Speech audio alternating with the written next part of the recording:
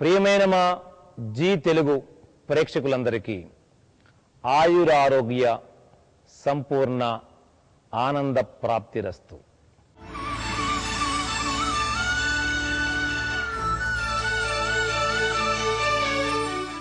ఇవాళ మీరు నేర్చుకోబోయేటువంటి ఒక కానుక మీ జీవితంలో మీరు ఎప్పటికీ మర్చిపోలేరు. మన చుట్టూ అన్ని ప్రాంతాలలో అన్ని ఊళ్ళల్లో దొరికేటువంటి ఒక చెట్టు ఉంది. దాని పేరు వావిలి చెట్టు. వాయు రోగాలను, తర్వాత వాము అన్న ఓమ అన్న ఒకటే,